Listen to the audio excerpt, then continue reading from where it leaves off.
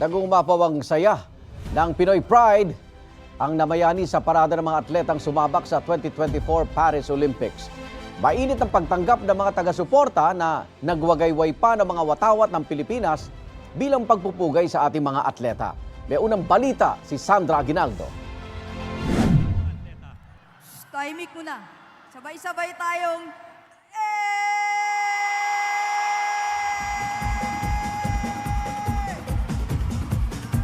Sa pag-A ng mga atleta at pagsayaw-sayaw habang nasa Heroes Welcome Parade, mababakas ang tuwa ng ating mga Olympian sa masigasig na pagtanggap sa kanila. Mainit pa sa tanghali ang pagbati ng mga naghintay sa Aliw Theater. Kaya naman masiglang sumampa sa float ang Pinoy Olympians. Game pa silang makipag-selfie sa mga nag-abang sa kanila. masaya po. Kasi siya po ang ating pambatos sa ating Pilipinas. More fun in the Philippines po. Kaya din po, nakita namin siya at saka kay Fiolo. Tumulak ang parada sa iba't ibang kalye ng Maynila at hindi nawala ng mga sumasalubong. Marami ang nagwagayway ng Philippine flag. Proud na masilayan ang mga kumatawan sa bansa sa 2024 Paris Olympics. Ang iba naman, ibinato sa float ang kanilang gamit. T-shirt, jacket, tumbler, bola, pati bag at sapatos para pirmahan ng mga atleta. Hindi nakasama sa parada si Paul Volter EJ Obiena dahil kailangan niya ng lumipad para sa isang competition sa August 21. Isa sa mga buong pusong nag-abang sa parada, ang ama ni double gold Olympic medalist Carlos Yulo na si Mark Andrew.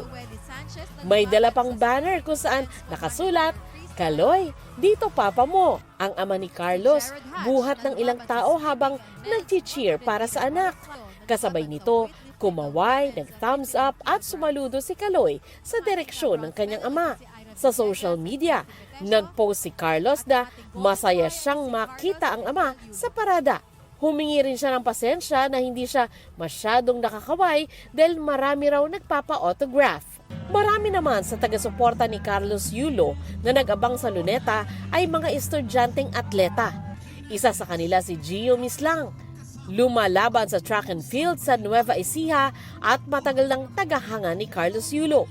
Sobra po akong na-inspire sa kanya sa pagte-training po niya, kung paano po siya nagsumikap, paano po siya nagsibag sa pagte-training po niya. Sobra po akong natouch kasi kahit ako rin po, kahit simpleng player lang po ako, sobra po pong binibigay yung best ko kada training para makamit ko rin po yung gold medal. Ayon kay Cynthia Carrion, President ng Gymnastics Association of the Philippines, ngayon pa lang nagkakasana siya ng Gymnastics Olympic team na sasama sa Los Angeles sa 2028.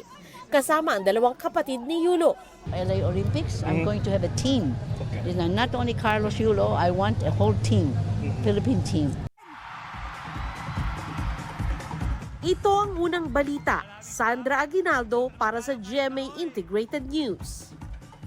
Igan, mauna ka sa mga balita. Mag-subscribe sa GMA Integrated News sa YouTube. Sa mga kapuso abroad, subaybayan nyo kami sa GMA Pinoy TV at sa www.gmanews.tv.